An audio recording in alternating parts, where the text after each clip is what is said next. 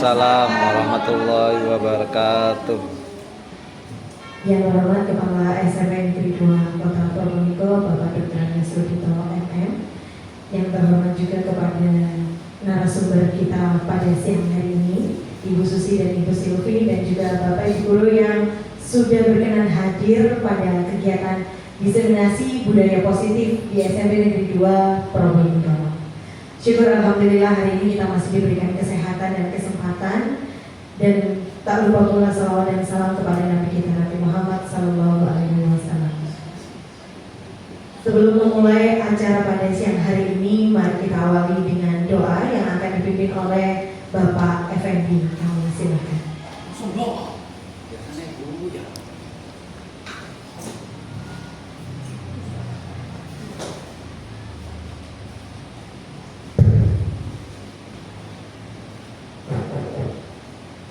Bismillahirrahmanirrahim. Di samping saya bergetar. Mari kita berdoa supaya kegiatan hari ini, siang hari ini diberkahi Allah Subhanahu wa ta'ala. Bismillahirrahmanirrahim. Hamdan syakirin, hamdan na'imin, hamdan ya Rabbu awliya yukabi ya Rabbana alhamdulillah kama yanbaghi li jalali wajhik. Bismillahirrahmanirrahim. Rabbana dhalamna anfusana wa illam taghfir lana lanakunanna minal khasirin. Rabbana hab lana min azwajina wa dhurriyyatina qurrata a'yun. Ya Rahman ya Rahim, jadikanlah siang hari ini siang yang bermanfaat bagi kami, ilmu yang bermanfaat bagi kami, kegiatan yang bermanfaat bagi kami. Jadikanlah orang-orang di sekitar kami orang-orang yang kau ridhoi. Rabbana atina fid dunya hasanah wa fil akhirati hasanah wa qina adzabannar. Amin ya rabbal alamin. Terima kasih kepada Bapak Effendi. Bapak dan Ibu, hari ini kita akan mendapatkan kesempatan untuk belajar bersama dengan Guru Penggerak dari SMP Negeri 2 Kota Probolinggo. Sebelumnya kami mohon Bapak Kepala Sekolah untuk membuka kegiatan pada siang hari ini.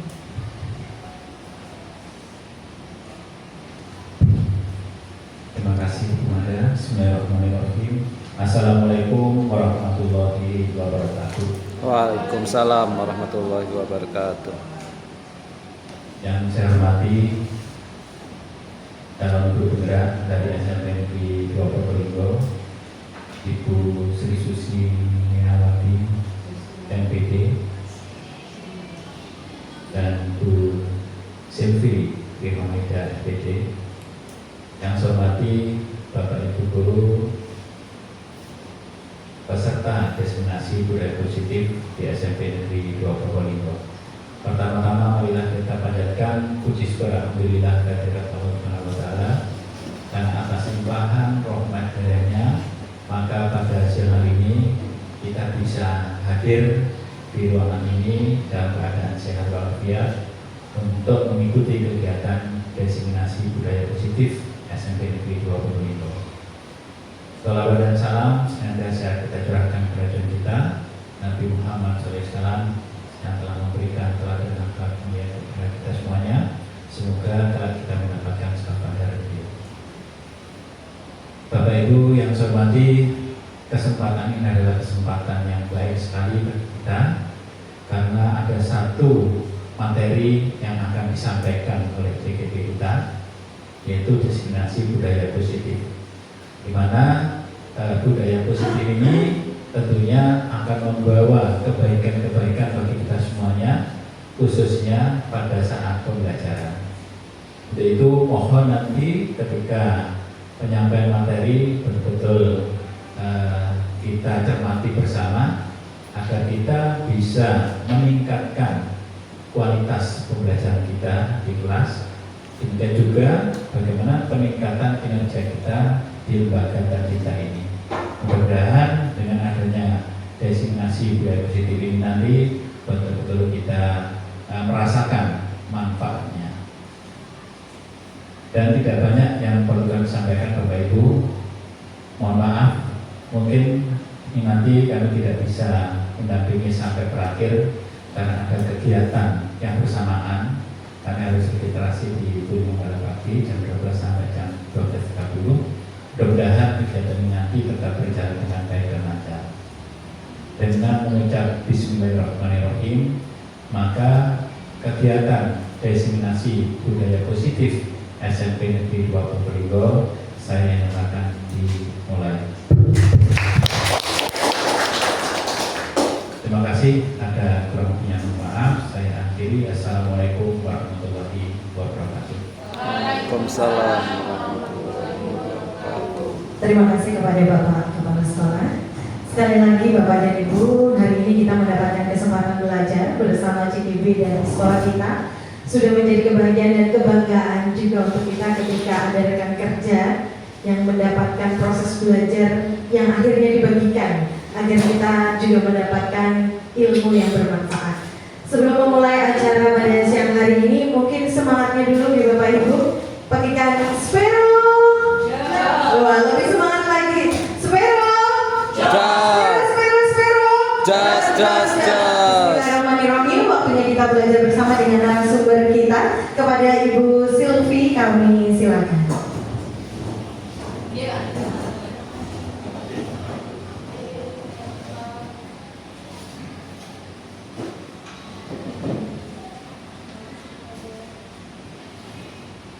Baik, Bapak Ibu, Assalamualaikum warahmatullahi wabarakatuh. Waalaikumsalam warahmatullahi wabarakatuh. Selamat siang Bapak Ibu. Kami mengucapkan terima kasih atas kesediaan waktu Bapak dan Ibu untuk menghadiri kegiatan kita pada siang hari ini, yaitu diseminasi budaya positif di SMP Negeri 2 Probolinggo. Terima kasih juga kesempatannya dari Bapak dan Ibu kepada kami untuk memaparkan dan menceritakan tentang pengalaman kami dalam belajar di pendidikan guru penggerak angkatan 11 Kota Probolinggo. Baik, Bapak Ibu, karena cuacanya sedang hangat, kalau misalnya kita mulai kurang pas kalau kita tidak tersenyum terlebih dahulu. Nah, sudah tersenyum? Sudah. Tapi senyumnya mungkin untuk diri sendiri. Nah, senyumannya siapa ya? Nah, kali ini sebelum kita masuk ke pemaparan materi tentang budaya positif, mari kita luangkan waktu untuk tersenyum sembari memberikan aura positif tidak hanya kepada diri kita, tapi juga kepada orang lain. Nah, Bapak Ibu, mohon kesediaannya untuk kita tersenyum dalam waktu 30 detik saja, dan Bapak Ibu bisa berdiri terlebih dahulu. Monggo. Nah, kemudian Bapak Ibu bisa saling menghadap kepada teman di sebelahnya. Bapak tadi bisa bersama Pak Mugis ya. Pak Fendi bersama Pak Yosef. Pak Fendi bersama Pak Yosef ya. Pak Yosef banyak Pak Yosef. Oh, Mbak Aulia, Susi mungkin bisa menemani Mbak Aulia. Oh iya, Pak Yosef. Pak Yosef bersama Pak Fendi. Iya. Enak. Saya sudah bahagia loh. Sekarang kita akan lebih bahagia lagi. Oke, belum terusnya sebenarnya udah tertawa ya Bapak Ibu. Oke. Dari sana nggak apa-apa. Oke, Susi mungkin bisa kesediaannya untuk menyalakan stopwatch. Jadi biar kita tahu kita senyumnya berapa detik sih. Nah, Bapak Ibu, setelah kita berhadapan dengan rekan kita, mari kita memancarkan aura positif dengan tersenyum selama 30 detik saja. Ya. Disuruh ngapain ini? Suruh tersenyum Pak. Senyum nggak ya? Tangannya nggak apa-apa. Ya. Senyum kalau bisa giginya terlihat juga supaya semakin terpancar auranya. Bisa dilihat. Ya Allah, menyiksa. 30 detik. Oke, kita mulai ya. 1, 2, 3. Jangan lupa tersenyum. Ini giginya tersenyum. Senyumnya senyumnya. Jangan lupa tersenyum. Boleh sambil memancarkan aura-aura positif. Kalau lebih dari 30 detik saya. Oke, sudah berapa detik, Bu? Oke, 10 detik lagi, sabar. Oke. 9, 8, 7, 6, 5, 4, 3, 2, dan 1. Baik, alhamdulillah kita sudah tersenyum ya hari ini. Jadi dengan senyuman itu semoga kita bisa memberikan aura positif tidak hanya kepada diri kita tapi juga kepada orang lain. Next.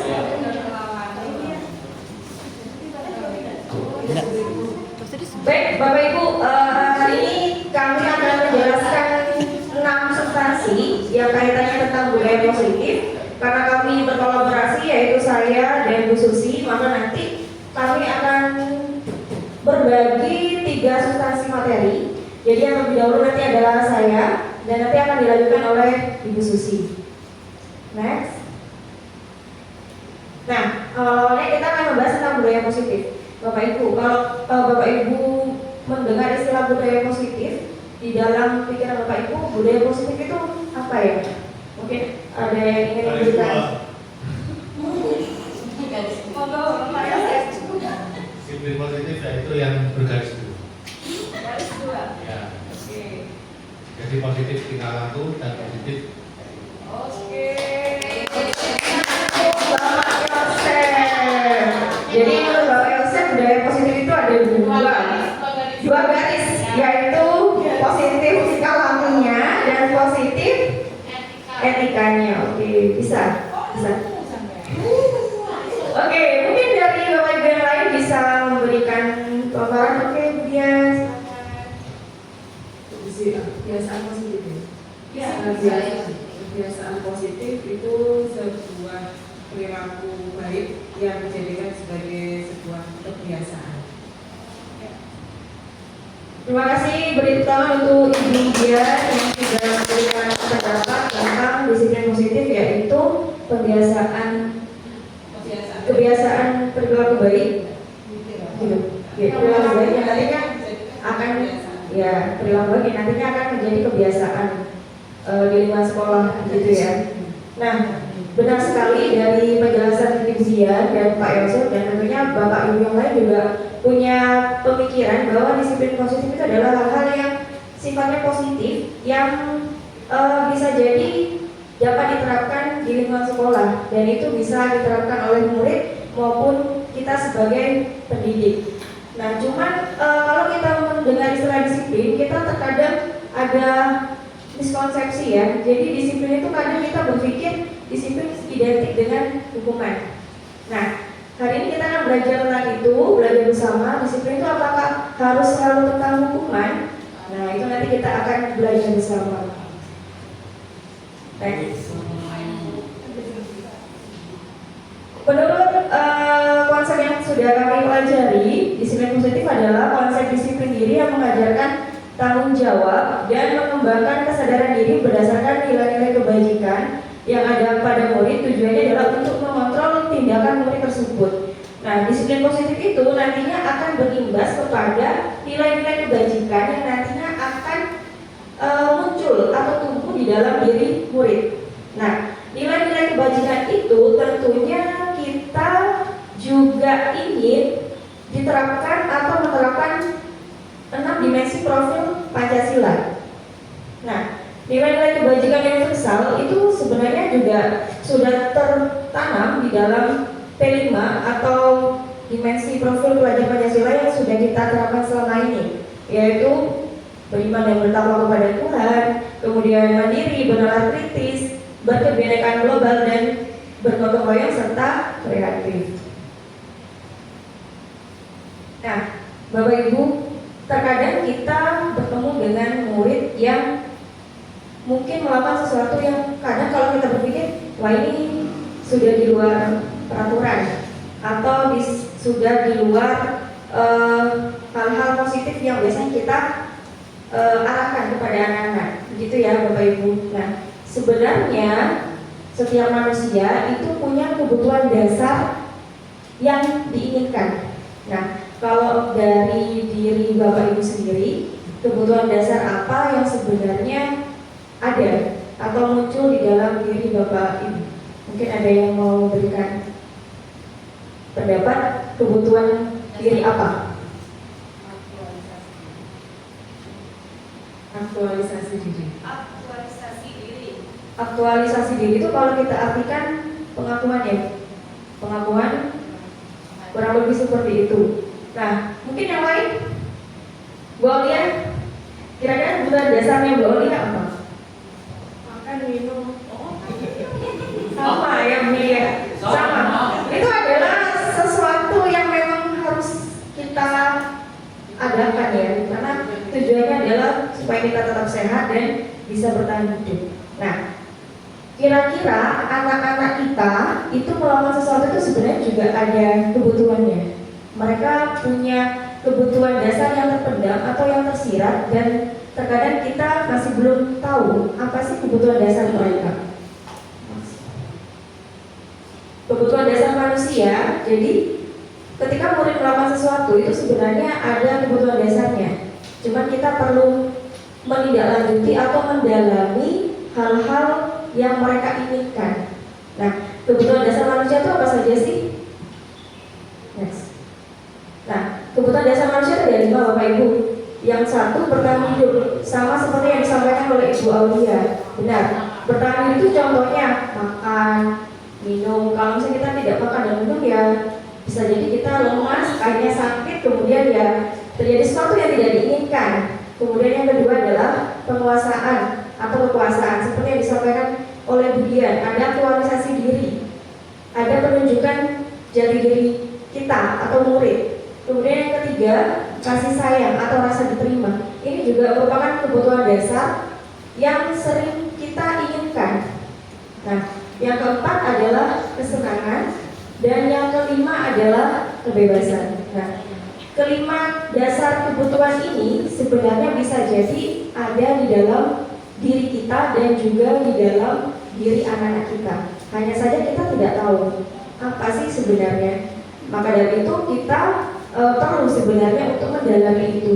Kita bisa untuk saling berkomunikasi lebih dekat kepada murid. Next. Baik, kami punya kasus. Oke.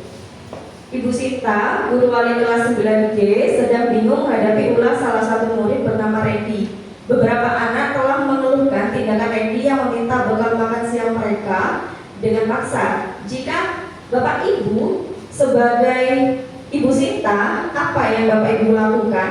Dan menurut Bapak Ibu, kira-kira apa alasan Randy melakukan tindakan tersebut? Mungkin ada yang mau menyampaikan?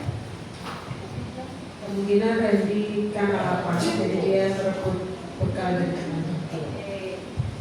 Bisa jadi ya, bisa jadi Randy lapar sehingga Randy mengambil bekal makan siang teman-temannya. Mungkin ada lagi alasan? Oke, Pak Kasep.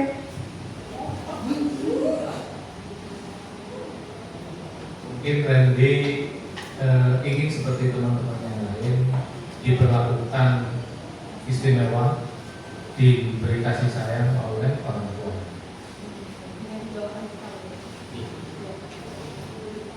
Oke, ada 2 alasan yang berbeda tapi bisa jadi. Ada lagi mungkin Bapak Ibu yang lain? Sama? Oke, Bapak Tengger. Menurut saya begini, karena di situ ulah, jadi ulah dari salah satu murid. Yang namanya ulah biasanya kecenderungan anak itu berbuat negatif.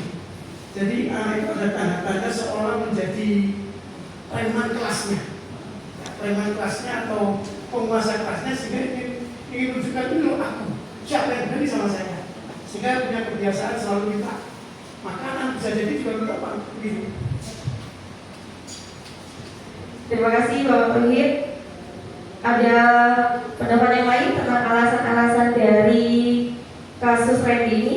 Ada 3 alasan yang sudah dipaparkan, yaitu dari kemudian bisa jadi karena lapar, dari Pak Yosef bisa jadi karena Randy tidak pernah dibawakan bekal oleh orang tuanya. Kemudian dari Bapak Tauhid, mungkin saja Randy ingin diakui kekuasaannya, bisa jadi. Nah, bisa jadi semua yang kita paparkan alasan tersebut menjadi alasan Randy melakukan hal tersebut. Next. Kami mencoba untuk menganalisis kebutuhan dasarnya Randy. Itu yang pertama, karena dia lapar, seperti yang disampaikan oleh Budian. Jadi dia punya keinginan atau kebutuhan hidupnya adalah bertahan hidup. Makanya dia ingin mengambil makanan teman-temannya karena dia lapar. Jadinya bertahan hidup. Lalu bagaimana solusi kita sebagai guru untuk bisa Randy ini bisa bertahan hidup atau memenuhi kebutuhan dasarnya Randy? Kira-kira apa yang bisa kita lakukan sebagai pendidik atau guru? Mengajak temannya untuk berbagi. Nah, jadi kita sebagai guru bisa mengajak teman-teman yang lain untuk saling berbagi satu sama lain, atau bisa jadi kita sebagai pendidik harus bisa ikhlas untuk berbagi dengan kita. Maksudnya kita memberikan sesuatu kepada Randy, mungkin begitu. Kemudian yang kedua, alasannya benar yang disampaikan oleh Pak Yosef, karena bisa jadi Randy itu tidak pernah dibawakan bekal oleh orang tuanya, jadi dia butuh kasih sayang atau rasa diterima. Jadi karena orang lain tidak pernah memberi bekal kepada Randy, akhirnya dia mengambil paksa makanannya. Padahal sebenarnya dengan melakukan hal itu Randy itu mencari perhatian dan akhirnya ingin diberikan kasih sayang yang lebih, begitu. Next. Bisa jadi alasan Randy yang ketiga adalah seperti yang dijelaskan oleh Pak Tauhid, ingin kekuasaan, yaitu ingin teman-temannya itu bisa menuruti semua keinginan Randy. Lalu cara kita sebagai guru apa bisa kita berikan untuk memenuhinya? Bisa jadi kita dengan cara memberikan kesempatan kepada Randy untuk menjadi pengurus kelas mungkin atau ketua kelas. Jadi ada kekuasaannya dia itu tumbuh atau terpenuhi seperti itu. Next. Atau bisa jadi karena Randy itu bosan dengan bekal makanan ibunya. Dengan begitu Randy ingin kebebasan dengan variasi makanan yang dimiliki oleh temannya. Makanya Randy itu memaksa temannya untuk berbagi makanan. Nah, hal-hal inilah yang sebenarnya bisa jadi menjadi alasan anak-anak kita melakukan hal-hal yang bisa jadi kita harus mengapa ya anak itu seperti ini. Nah, itu yang harus kita sadari. Ada kebutuhan dasar yang sebenarnya mereka butuhkan, gitu. Next, ini contoh kasus yang lain. Misal ada siswa memukul teman yang menghinanya. Jadi sebenarnya kebutuhan dasarnya adalah kekuasaan. Nah, cara kita kepada siswa itu, kita bisa bertanya, apakah ada cara lain selain memukul temannya untuk memenuhi kebutuhan dasar mereka itu kekuasaan? Kita bisa menanyakan itu kepada mereka. Kemudian ada lagi perilaku menyebarkan gosip tentang teman sekelas. Sebenarnya mereka itu butuh cinta dan kasih sayang. Nah, kita bisa menanyakan hal yang lain juga. Bagaimana sih caranya supaya memenuhi kebutuhan kasih sayang mereka itu tanpa menyakiti orang lain atau menggibah orang lain, seperti itu. Next. Contoh lain, misalnya menjatuhkan teman saat teman sedang berjalan di lorong. Ini seringkali ya, misalnya kita alami di sekolah kita. Ternyata itu kebutuhan dasar mereka adalah senang. Mereka menganggapnya hanya bercanda, tapi sebenarnya kesenangan mereka itu menyakiti orang lain. Nah, ini perlu kita berikan pemahaman kepada siswa. Bagaimana sih cara mereka untuk memenuhi kesenangan mereka tanpa membuat orang lain itu terluka, seperti itu. Kemudian mengganggu di kelas. Jadi sebenarnya mereka itu butuh kebebasan, bebaskan saya. Mungkin kita bisa belajar di luar. Mungkin kalau misalnya di kelas mereka sering usil atau mengganggu di kelas, sebenarnya mungkin mereka butuh kebebasan. Mungkin karena ruang lingkupnya yang kurang luas, kita bisa menggunakan area halaman sekolah atau lapangan atau yang lainnya supaya siswa itu bisa lebih bebas berkreasi seperti itu. Nah, motivasi perilaku manusia. Nah, Bapak Ibu, terkait motivasi perilaku manusia ini, kita sebenarnya ini berkaitan dengan hukuman dan penghargaan. Kita pernah tidak memberikan suatu penghargaan atau hadiah kepada siswa supaya siswa itu memberikan sesuatu, melaksanakan sesuatu yang kita perintahkan atau kita arahkan? Apakah pernah, Bapak Ibu? Pernah. Bu Sur pernah apa? Memberi hadiah apa? Terima kasih atas waktunya. Yang saya lakukan di kelas itu, Bu, ketika anak itu ada 2 kategori. Yang pertama itu mendapatkan hadiah dari saya berupa pulpen, itu karena rajin mengerjakan tugas dan menjawab apa yang saya menjadi pertanyaan. Yang kedua, aplausan untuk anak yang tidak bisa mengerjakan tugas maupun yang kami. Itu hadiah dari saya. Terima kasih. Balik tepuk tangan untuk Ibu Sur, Bapak Ibu. Ternyata Ibu Sur sudah menerapkan penghargaan dalam bentuk hadiah ballpoint bagi siswa yang bisa menjawab dan memberikan tepuk tangan kepada anak-anak yang mungkin masih belum bisa menemukan jawaban yang benar. Nah, hari ini kita akan belajar tentang hukuman dan penghargaan itu sebenarnya ada dampak positif atau negatif. Nah, seperti itu. Next. Bapak Ibu, sebelum kita masuk ke materi ini, saya ingin bertanya dulu. Apakah Bapak Ibu setuju atau tidak setuju? Yang pertama, hukuman di sekolah dapat mendiskusikan anak. Mungkin ada yang mau berikan pendapat? Ada setuju dan tidak setujunya. Ini hukuman di sekolah dapat mendisiplinkan anak. Saya setuju dan tidak setuju. Bagi anak yang disiplin, terkadang kalau melanggar tata tertib sekolah, 1 kali dinasehati itu manut. Bagi anak yang tanda kutip sudah berlebihan, itu terpaksa memberi sanksi. Itu menurut saya. Terima kasih kepada Gus Dul. Lalu yang kedua, pemberian hukuman dengan hal positif seperti membaca atau membersihkan halaman sekolah dapat meningkatkan disiplin anak. Setuju atau tidak setuju? Mungkin siapa yang Pak Yosef. Pak Yosef. Dan hukuman seperti membaca atau membersihkan halaman sekolah dapat meningkatkan disiplin anak. Untuk yang kedua saya tidak setuju. Alasannya karena itu bisa dibuat alasan untuk siswa tersebut untuk tetap melakukan pelanggaran. Jadi lebih menarik bagi mereka untuk membersihkan halaman sekolah, membersihkan WC daripada masuk kelas ataupun ikut pelajaran. Gitu. Nah, kalau membaca, saya setuju. Terima kasih Bapak Yosef. Kemudian yang ketiga, memberi penghargaan dapat meningkatkan motivasi belajar anak. Ini yang seperti dicontohkan oleh Gus Dul ya, diterapkan di sekolah. Setuju atau tidak setuju Bapak Ibu? Mungkin ada yang memberikan pendapat? Mungkin Bu Tri mau memberikan pendapat? Setuju atau tidak Bapak Ibu? Setuju. Kenapa dia? Dengan adanya penghargaan atau reward ini bisa memberikan motivasi bagi anak untuk bertanya melakukan hal baik lagi dan melakukan kebaikan.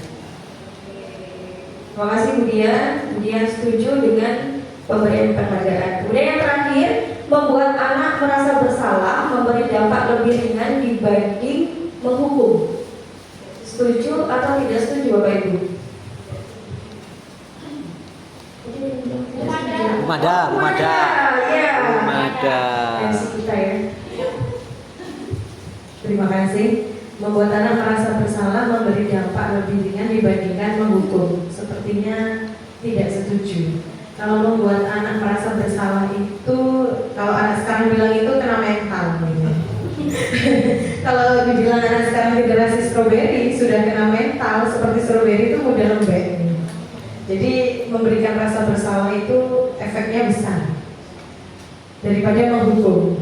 Kalau menghukum itu mungkin ya mereka tidak terlalu merasa bersalah, bahkan masih ada yang kekeh, saya nggak begitu kok, tapi dilaksanakan aja hukumannya. Itu terasa lebih ringan buat mereka. Terima kasih kepada Ibu Mada dan teman-teman yang lain yang sudah memberikan tanggapan tentang setuju atau tidak setuju terkait hal-hal yang diterapkan di sekolah. Nanti kita akan lihat kesimpulannya bagaimana. Baik Bapak Ibu, jadi motivasi perilaku manusia itu ada dua, yaitu motivasi eksternal dan motivasi internal. Eksternal, X itu luar ya, jadi motivasi eksternal itu adalah motivasi yang muncul karena dari pengaruh luar. Contoh, pemberian hadiah, misalnya poin atau buku atau yang lainnya, ketika anak itu bisa melakukan sesuatu yang kita harapkan. Nah, motivasi internal itu adalah motivasi yang memang benar-benar muncul dari dalam diri anak tanpa kita minta. Itu namanya motivasi internal. Nah, teori motivasi ini sebenarnya ada 3. Kalau untuk menghindari ketidaknyamanan atau hukuman, itu termasuk motivasi eksternal. Misal anak itu melakukan sesuatu karena takut dihukum, itu motivasi eksternal.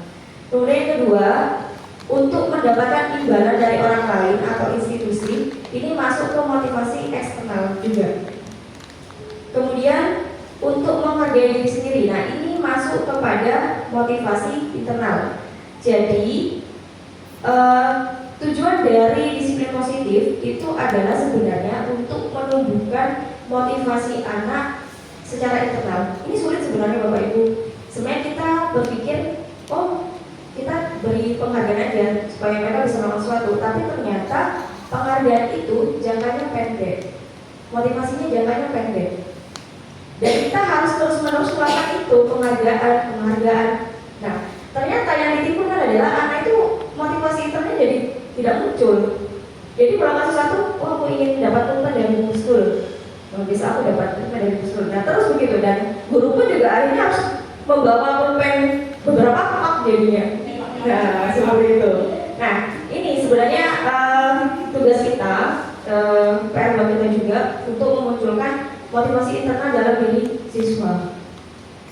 Jadi pertanyaan yang bisa dipertanyakan kepada siswa, saya akan menjadi orang yang seperti apa bila saya melakukannya. Jadi misal upacara, kita anak-anak ikut upacara itu inginnya kita kan anak-anak itu bisa ikut upacara itu dengan kesadaran bahwa kita menghargai pahlawan, meneruskan perjuangan pahlawan itu kan. Tapi ternyata ini masih sebenarnya kurang dimiliki oleh anak. Nah ini PR kita sebenarnya. Nah next. Coba Bu. Oke Bapak. Ini yang menarik. Untuk membentuk suatu membentuk siswa yang mempunyai motivasi, mempunyai langkah yang bagus. Itu kira-kira motivasi eksternal dari kita menurut Silvi, kira-kira mana yang paling pak dari kasus-kasus yang ada selama ini, motivasi untuk membentuk siswa menuju ke tujuan yang ingin kita capai, itu apakah yang dibuat eksternal atau internal, atau tergantung seperti apa? Baik Bapak, yang ditanyakan tentang, kembali lagi ke next sebelumnya Ibu, maksudnya hal-hal yang dilakukan oleh kita selama di sekolah ini begitu Pak, apakah motivasi eksternal atau internal begitu? Maksud saya untuk mencapai tujuan tertentu pada diri siswa, ya itu kira-kira motivasi yang berhasil itu apakah motivasi eksternalnya atau internalnya, atau mungkin yang mana yang berbeda di dunia kita? Baik, kalau sesuai pengalaman saya juga, pengalaman teman-teman juga, pastinya motivasi eksternal yang lebih banyak, begitu ya. Tapi sebenarnya yang lebih jangka panjang adalah motivasi internal. Menurut saya tergantung usia. Kalau usia anak SD dan SMP itu lebih ke eksternalnya Eksternal. untuk memotivasi mereka. Nah, baru beranjak ke SMA, kuliah, disitulah muncul motivasi internal. Jadi kesadaran anak itu munculnya itu menurut saya ya, kan saya nggak tahu, kan bukan orang biasa. Munculnya motivasi internal itu lebih banyak SMA ke atas, karena dia sudah muncul motivasi dasarnya, dia melakukan ini, melakukan itu. Tapi kalau anak SD, anak SMP itu mesti dengan motivasi eksternal dulu. Itu menurut saya. Jadi usia itu mempengaruhi. Baik, terima kasih Pak Yosef. Jadi sebenarnya sama ya, saya juga punya pemikiran seperti itu. Tapi ternyata sesuai pengalaman kami belajar, ternyata kami kurang memunculkan motivasi internal dalam diri anak. Jadinya ketika anak itu bosan atau lelah, selesai motivasinya. Jadi jangkanya pendek. Nah, mungkin dikuatkan juga dengan pendapatnya Pak Yosef, karena SMP apalagi kelas 7 kan beralih dari SD ya. Jadi memang masa-masanya itu, masa peralihannya itu butuh waktu adaptasi. Baru kalau sudah kelas 8 mungkin baru mulai sedikit-sedikit muncul meskipun tidak maksimal seperti itu. Jadi kita belajar lagi tentang motivasi ini, bagaimana sih caranya supaya bisa memunculkan motivasi internal siswa sehingga bertahannya itu bisa berjangka panjang, bahkan sampai mereka nanti bisa ke jenjang yang lebih tinggi gitu. Itu Pak Lutfi ya. Sebenarnya motivasi eksternal supaya kita melakukannya selama ini gitu. Oke, next. Ya, boleh. Mohon maaf sebelumnya, sepertinya saya ada yang miss atau terlewat itu. Tadi disebutkan tentang kebutuhan dasar manusia, lalu beralih ke motivasi. Bagaimana korelasi antara kebutuhan dasar dengan motivasi sehingga nanti dikaitkan dengan pertanyaan yang muncul tadi untuk membuktikan bahwa mana sih yang lebih kuat gitu. Tadi saya pikir kalau kesenangan kebutuhan dasarnya adalah kesenangan. Gitu. Kesenangan itu dia peroleh dari dirinya sendiri atau melibatkan orang lain. Nah dari situ bisa nggak sih dikaitkan itu internal atau eksternal gitu? Mungkin ada sedikit pencerahan. Baik, korelasinya sebenarnya kan ini kami kan bahasnya 6 substansi. Ini nanti ada kaitannya dengan keyakinan kelas. Nanti keyakinan kelas itu akan didalami oleh bersama Bu Susi. Jadi sebenarnya ini saling berkaitan antara kebutuhan dasar manusia, keyakinan kelas, dan teori motivasi ini sebenarnya saling berkaitan. Nah, jadi dengan adanya keyakinan kelas nanti sebenarnya akan muncul motivasi-motivasi dalam diri anak seperti itu. Nanti akan dijelaskan oleh Ibu Susi. Oke. Nah, oke, ini sudah tahu ya ini Bapak siapa? Bapaknya saya bukan ya.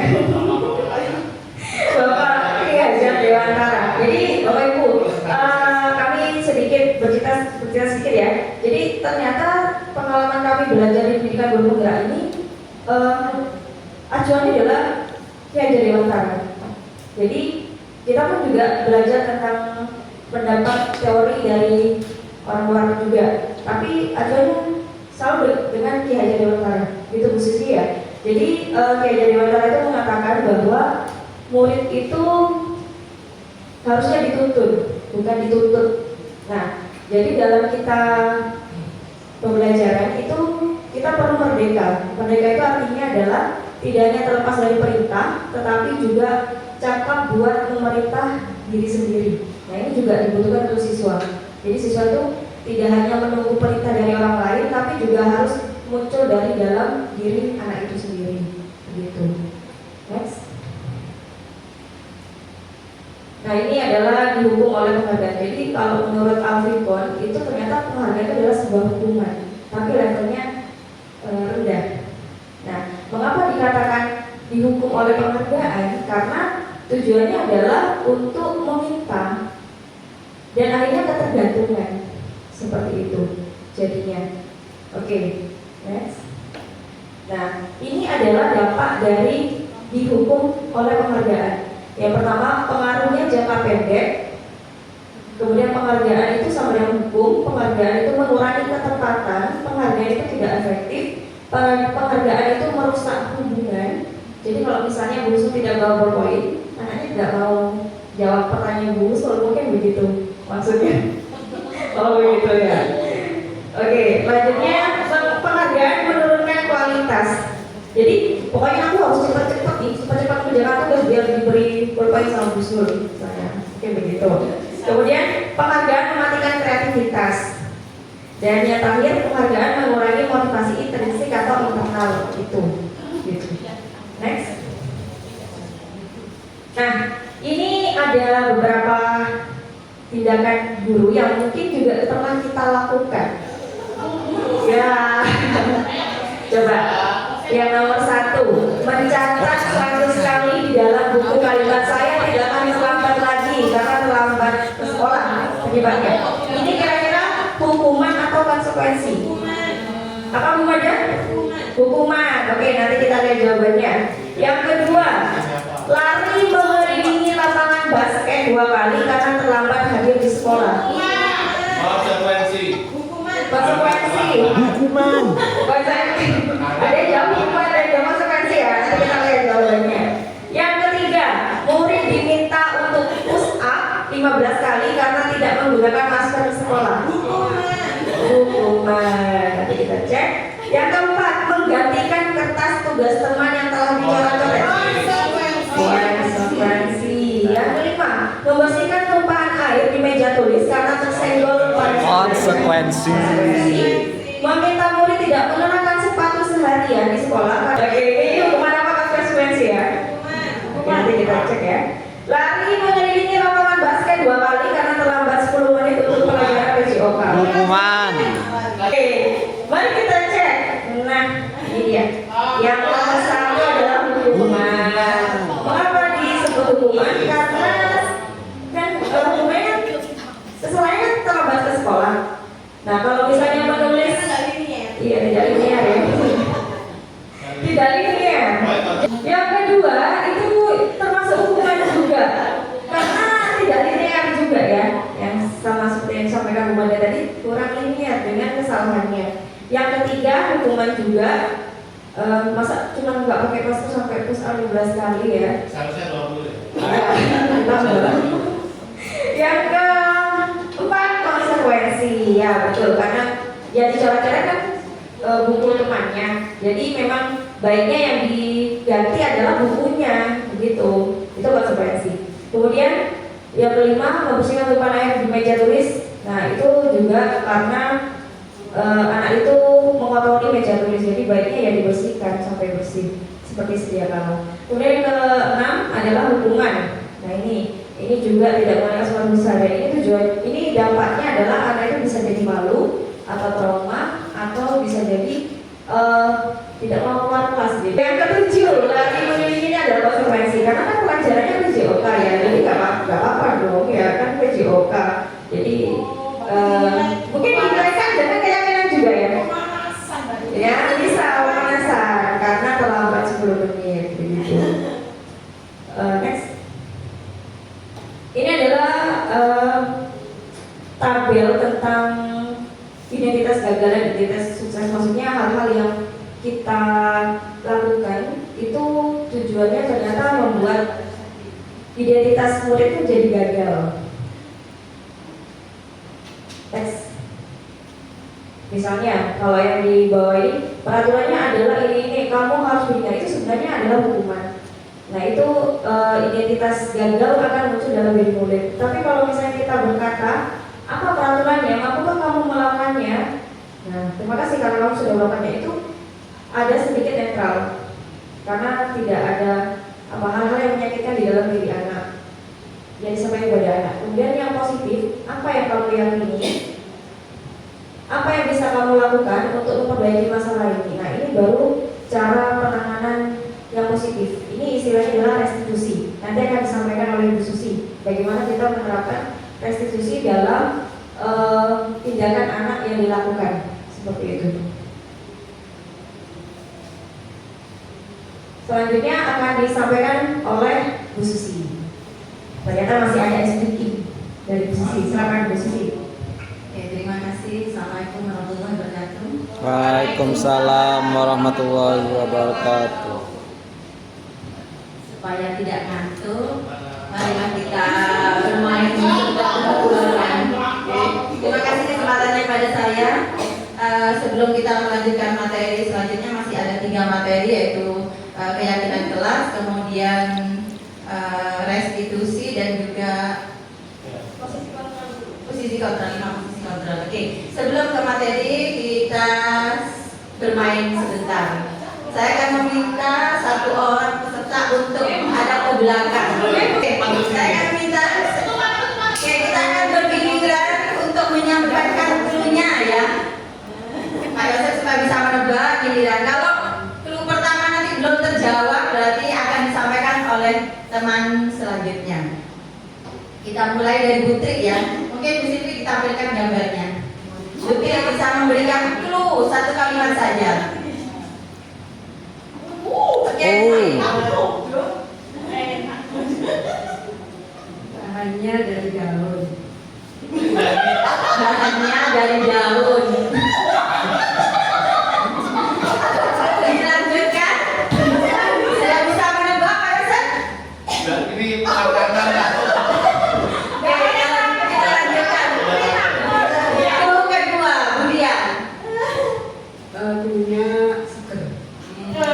Jauh. Kan daun deh, jauh dari daun. Belum selesai. Kita lanjutkan. Daunnya dikeringkan. Ada. Terima kasih. Kita lanjutkan materi kita selanjutnya.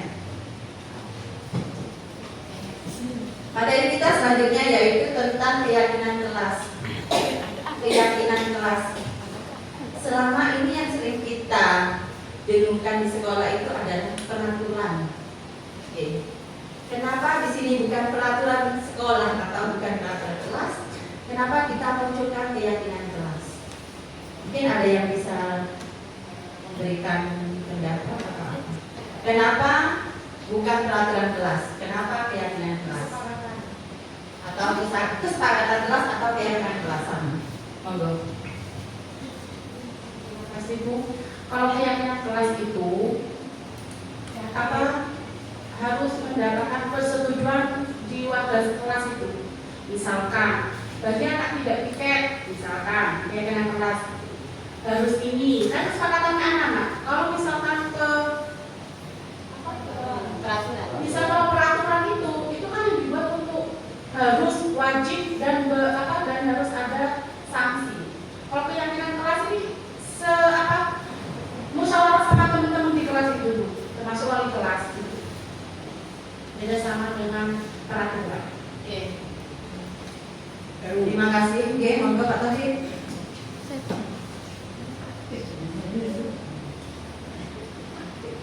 Saya melihat begini, kalau peraturan itu biasanya berlaku di sebuah lembaga, ada atasan, ada bawahan. Atasan membuat peraturan yang terus dilaksanakan kepada oleh bawahan. Sedangkan kelas itu adalah semuanya sejajar, semuanya sejajar. Jadi tidak ada yang merasa sebagai atasan, tidak ada yang merasa sebagai pemimpin, juga tidak ada yang merasa sebagai bawahan. Tapi sama-sama belajar, sama-sama belajar sehingga membuat kesepakatan. Begini, terima kasih. Oke, terima kasih Pak Taufik. Mungkin yang lainnya ada lagi? Oke. Next, kenapa kita menyebutnya, kita memunculkan keyakinan kelas atau kesepakatan kelas bukan peraturan? Sekarang peraturan, namanya aturan, mengikatnya kepada siswa. Oke. Kemudian bagaimana dengan keyakinan kelas atau kesepakatan kelas atau sekolah? Keyakinan kelas seperti yang disampaikan oleh Bu Husnul tadi, penyusunannya, membuatnya adalah atas dasar kesepakatan bersama. Berarti kalau tadi disampaikan bahwa kesepakatan itu hanya dilakukan oleh satu anak atau hanya satu kelas, Sebenarnya kesepakatan itu mengikat kepada warga semuanya. Jadi kalau peraturan itu kan mengikatnya hanya kepada siswa. Kalau peraturan sekolah itu kan kita hanya fokusnya kepada siswa, tidak boleh terlambat. Sedangkan keyakinan kelas atau keyakinan sekolah itu mengikat kepada semua pihak warga sekolah. Itu kenapa bukan peraturan. Sebagai contohnya begini, keyakinan kelas itu acuannya adalah pada nilai-nilai keyakinan universal. Seperti tadi yang sudah disampaikan oleh Bu Silvi, nilai-nilai keyakinan yang sudah kita terapkan sebenarnya pada kegiatan P5 yang kita kenal dengan profil pelajar Pancasila. Mengapa kita memiliki peraturan harus menggunakan helm bila mengendarai roda 2? Tanya di sini nilai keyakinannya apa sebenarnya? Untuk keselamatan. Itu nilai keyakinan yang harus kita percayai. Nilai keyakinan bahwa kalau kita berkendara berarti harus menggunakan helm, nilai keselamatan. Mengapa kita memiliki peraturan membuang sampah di tempatnya? Jadi untuk kesehatan, menghargai orang lain juga. Mengapa kita memiliki peraturan harus datang tepat waktu pada harus mengikuti pelatihan? Itu nanti sebenarnya hubungannya juga ada keterkaitannya dengan motivasi dan lain sebagainya. Itu sebenarnya ada keterkaitan dengan motivasi dan yang sudah disampaikan oleh Bu Silvi. Ada beberapa langkah-langkah yang kita laksanakan untuk menyusun keyakinan kelas atau sekolah. Berbeda dengan peraturan. Kalau peraturan biasanya kita sepihak yang sudah membuat. Sedangkan keyakinan kelas seperti yang disampaikan oleh Bu Rusnul tadi itu ada kesepakatan. Jadi yang pertama adalah berdiskusi memunculkan peraturan-peraturan yang perlu ditaati warga sekolah atau warga kelas. Kemudian yang kedua, mengubah peraturan-peraturan menjadi kalimat yang lebih positif. Sedangkan peraturan biasanya kita mengatakan dilarang, tidak boleh. Siswa dilarang mengenakan dan lain sebagainya. Sedangkan keyakinan kelas atau mengubah peraturan menjadi positif. Sebenarnya kalau kita mengatakan dilarang terlambat, itu sebenarnya kan positifnya apa? Datang tepat waktu. Kemudian menyanyikan peraturan-peraturan nilai-nilai kebajikan atau keyakinan kelas. Yang keempat, berdiskusi mengenai gambaran perilaku yang mencerminkan keyakinan kelas. Kemudian berdiskusi mengenai peran seluruh warga kelas atau sekolah, meninjau ulang keyakinan kelas dari waktu ke waktu. Ini sebenarnya tujuannya adalah untuk memunculkan motivasi intrinsik keyakinannya tentang nilai-nilai positif yang ada pada diri anak. Next. Ini beberapa contoh keyakinan sekolah atau kelas. Saya yakin Bapak Ibu guru di sini semuanya sudah pernah membuat keyakinan kelas.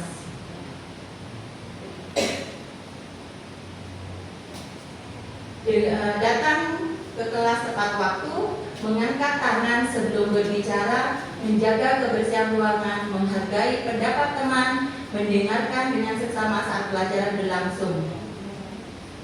Kemudian ada juga yang mengatakan setiap anggota kelas perlu belajar, senang, melakukan tugas, saling menghargai, merasa aman, selalu bersikap positif, senantiasa menjadi diri terbaik, percaya dan menghormati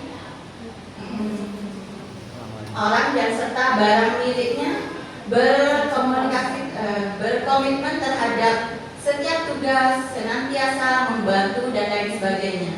Dari semua yang dijabarkan di sini sebenarnya adalah ada nilai-nilai keyakinan universal yang ingin dimunculkan.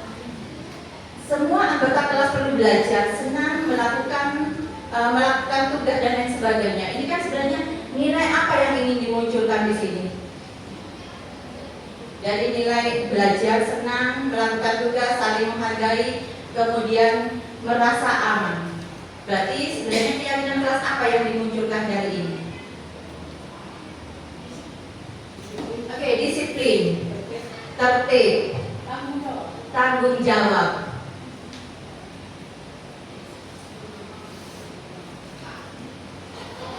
Kita lanjut ya.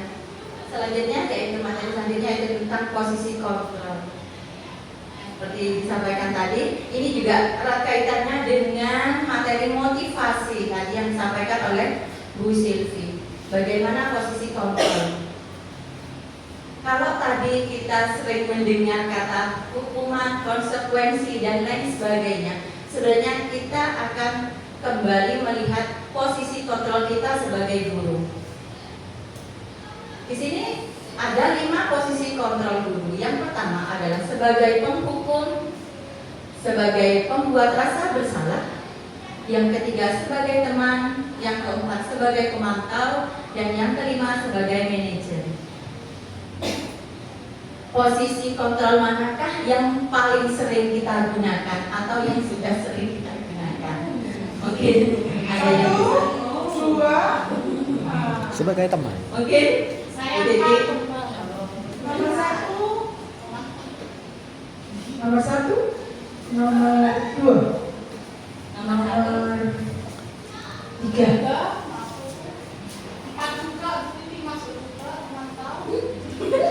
Masuk semua. Oke,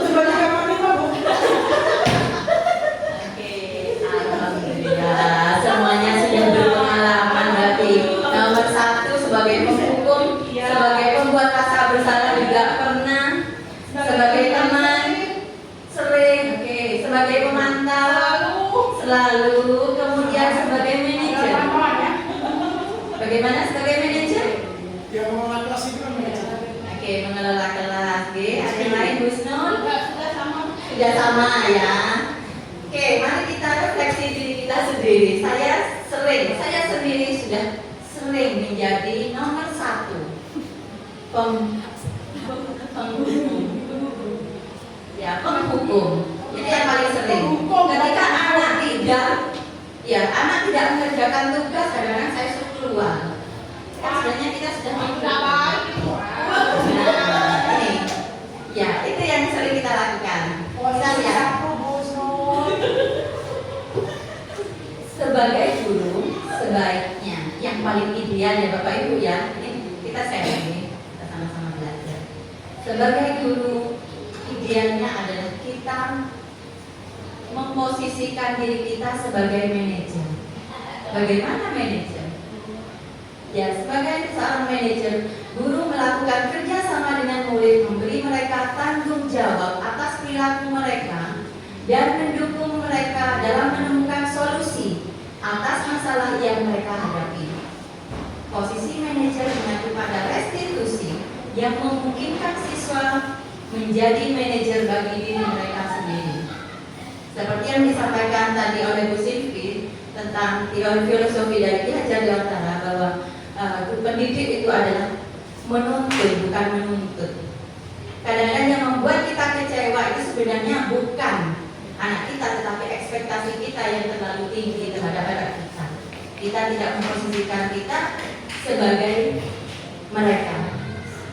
Jadi itu kembali kita mengingatkan sebagai manajer ya, kita sebagai manajer itu idealnya. Tadi yang posisi kontrol. Oke. Saya kecewa sekali dengan kamu. Kira-kira yang menyampaikan ini siapa yang mengatakan? Kalau kita melihat pada 5 posisi kontrol kita, yang pertama adalah penghukum, pembuat rasa bersalah, kemudian yang ketiga sebagai teman, pemantau, dan juga sebagai manajer. Oke, untuk nomor 1, saya kecewa sekali dengan kamu. Kira-kira guru pada saat dia mengatakan ini, dia memposisikan dirinya sebagai apa? Memberi rasa bersalah. Oke, terima kasih. Yang kedua, kamu tidak pernah benar melakukannya. Penghukum. Kamu nggak pernah benar melakukannya. Kok salah terus sih? Kamu kok nggak iso sih? Iya kan? Kita sering melakukan ini ada iso. Itu yang sering. Kemudian yang ketiga, ayolah lakukan demi ibu atau bapak sebagai teman. Oke, yang keempat, apakah kamu mau mendapatkan stiker bintang hari ini? Stiker bintang. Manajer, apakah manajer? Penghukum, kenapa penghukum? Apa sebagai apa?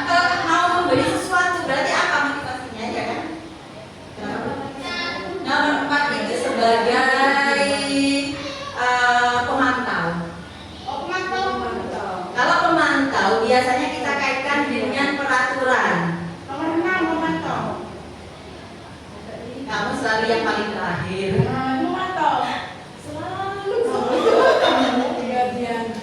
Oke, jadi saya jelaskan dengan kamu itu hukuman ya. Kemudian yang kedua, kamu tidak benar-benar melakukannya itu juga menghukum sebenarnya.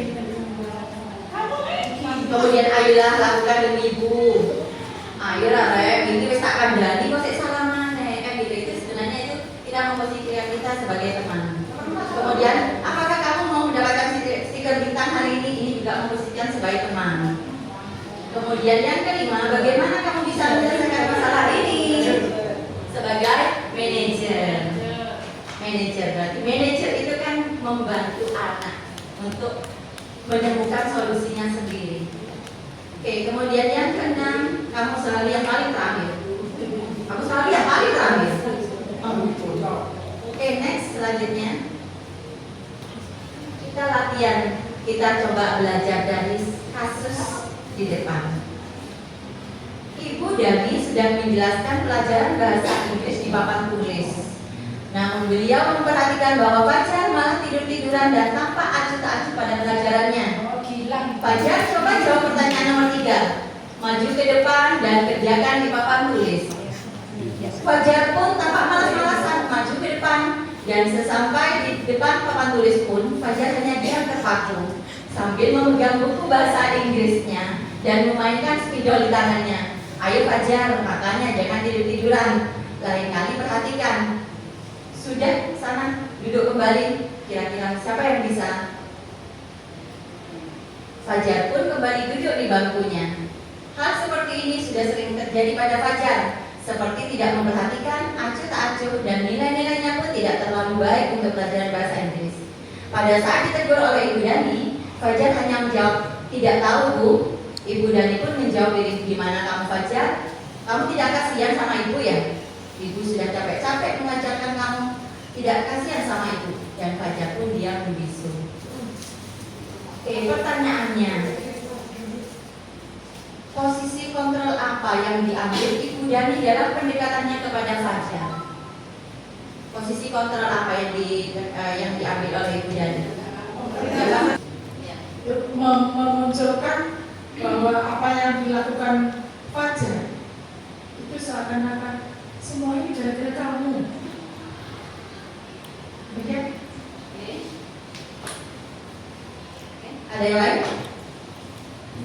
Oke, sebelum kita cek, kita lihat soal yang kedua. Pertanyaan yang kedua dulu, G. Nanti kita cek bersama-sama.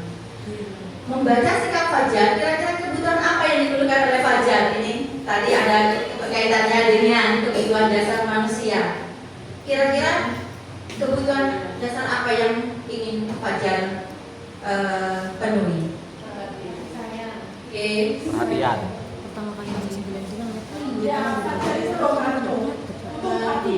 Sepertinya Fajar ingin diperhatikan. Sehingga dengan dia berbuat seperti itu, mungkin dia ingin gurunya menegur dan memperhatikan dia. Oke, berarti butuh perhatian. Oke, butuh perhatian. Berarti kebutuhannya adalah kasih sayang. Oke, ada yang lain? Apakah kebutuhan kasih sayang? Ada yang lain?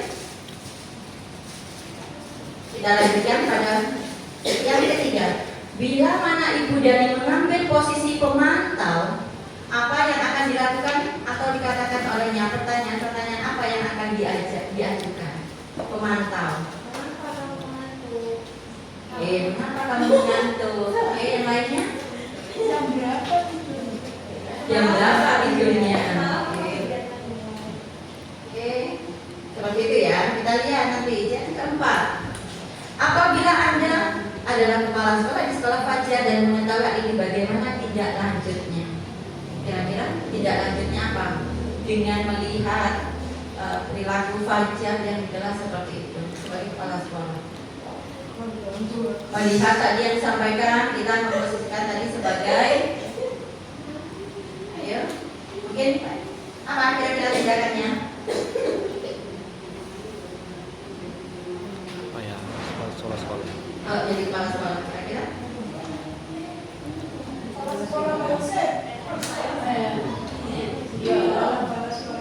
Sebagai kepala sekolah pertama yaitu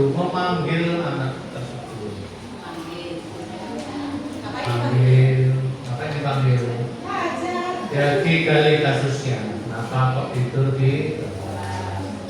Apakah dia bosan dengan pelajarannya? Apakah dia anak yang berkebutuhan khusus? Maksudnya di sini berkebutuhan khusus itu terlalu cerdas. Ya, jadi bosan dengan pembelajaran materi-materi yang dibutuhkan. Itu merasa bosan. Terus memanggil orang tua, memanggil kelas, ditemukan kenapa kok anak Fajar ini di pembelajaran Ibu Dani itu tertidur. Apakah di pelajaran yang lain juga demikian?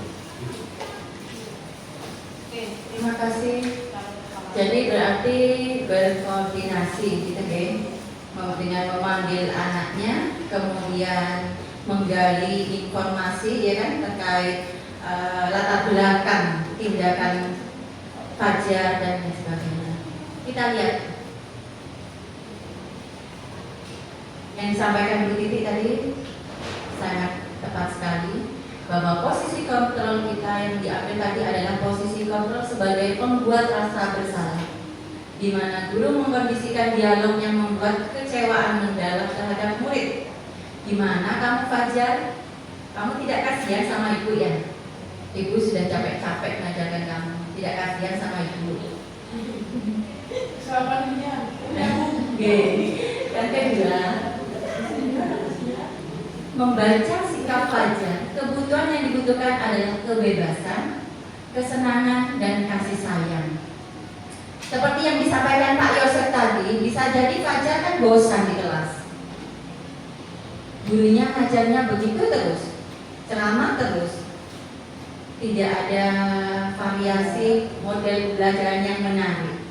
Jadi bisa jadi siswa menjadi bosan.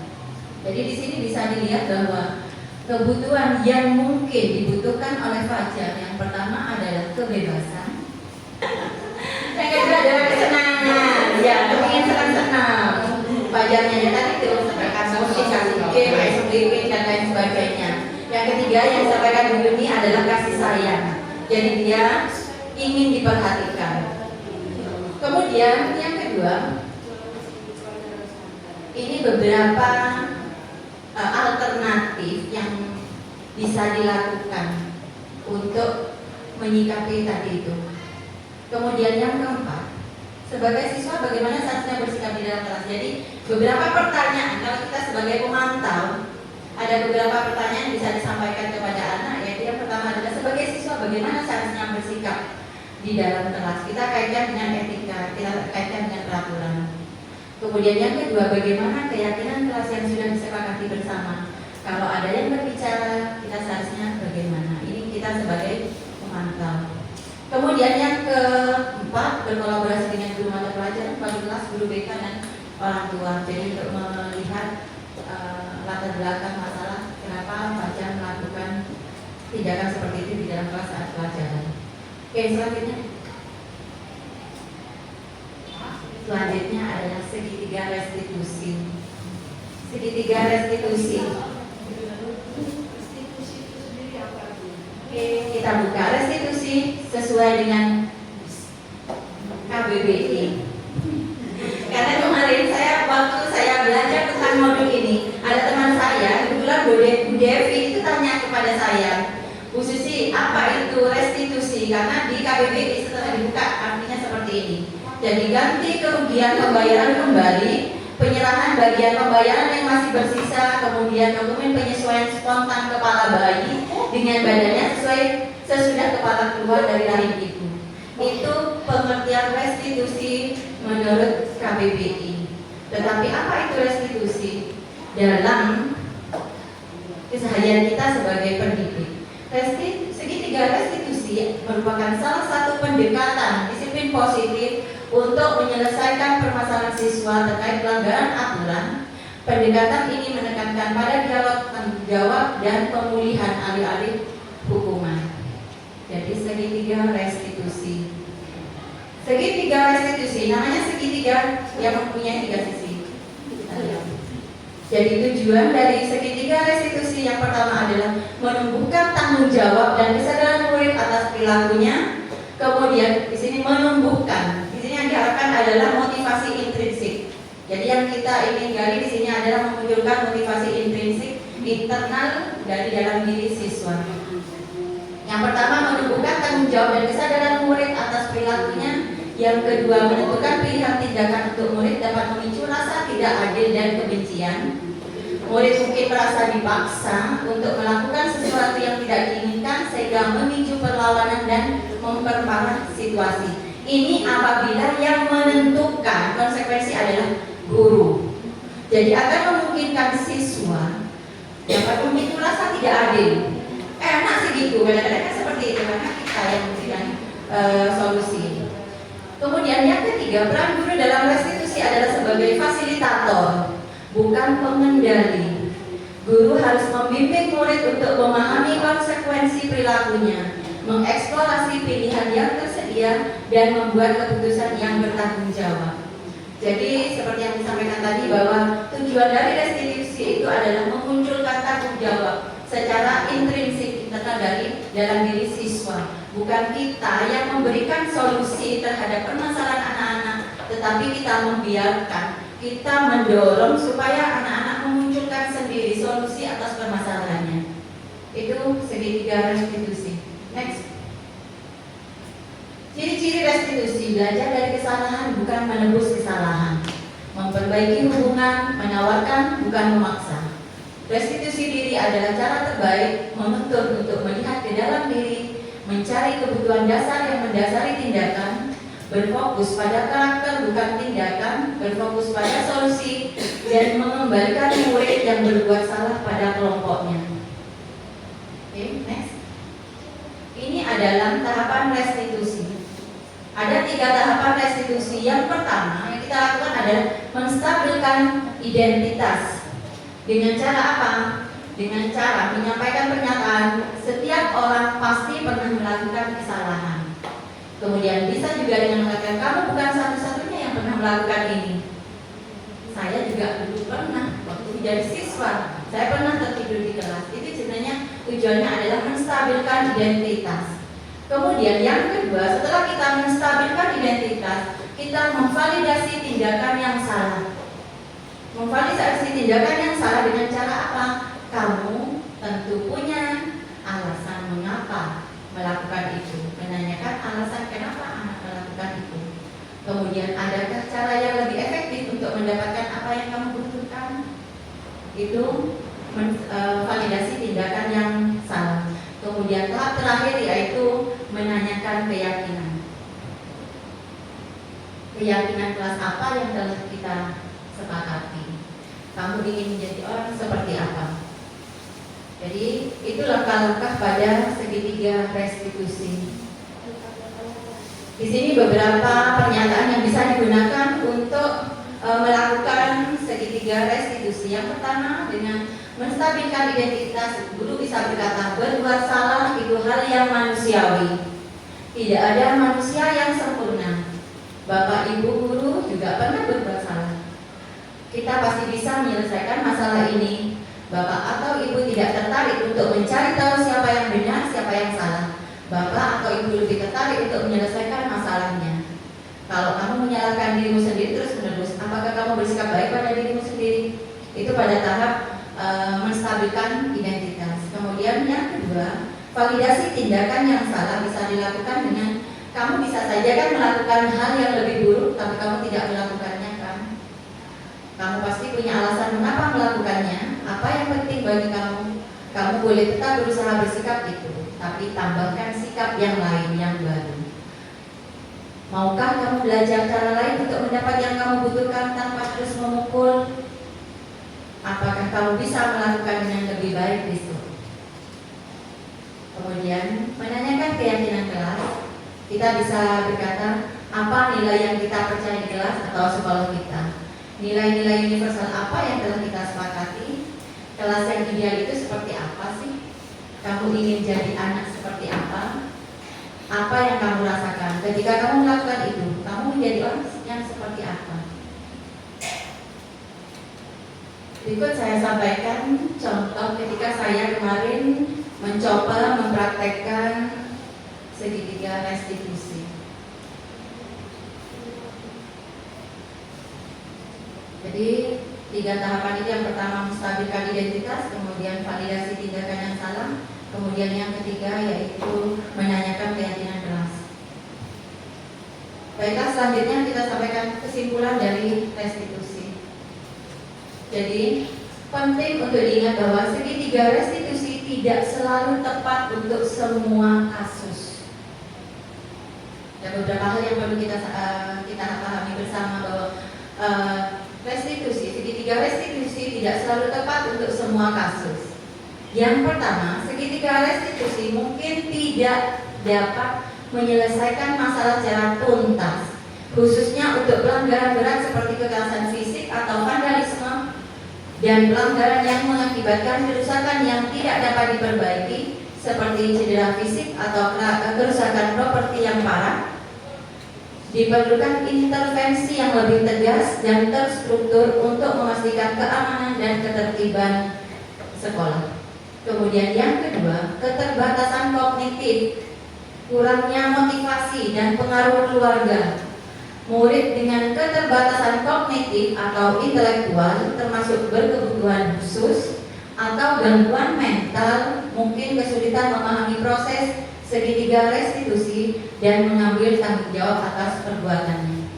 Jadi beberapa kasus di sini tidak bisa diselesaikan dengan restitusi. Diperlukan adanya intervensi yang lebih kuat. Jadi kalau kita bisa melakukan restitusi mungkin untuk anak-anak tadi yang seperti dicontohkan pada kasus-kasus tertentu tadi, anak yang sering terlambat, sering tidur di kelas, dan lain sebagainya. Mungkin itu yang bisa sampaikan dari 6 materi yang sudah saya sampaikan dari saya dan Bu Silvi. Terima kasih atas perhatiannya. Terima kasih. Assalamualaikum warahmatullahi wabarakatuh. Waalaikumsalam warahmatullahi wabarakatuh. Terima kasih. Saya kembalikan lagi ke Maja sebagai pembaca.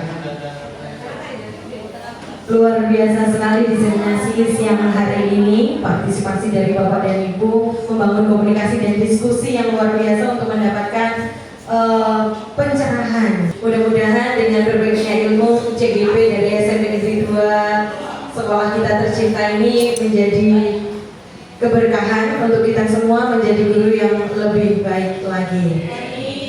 Sekian untuk kegiatan pada siang hari ini. Mohon maaf jika ada yang kurang berkenan.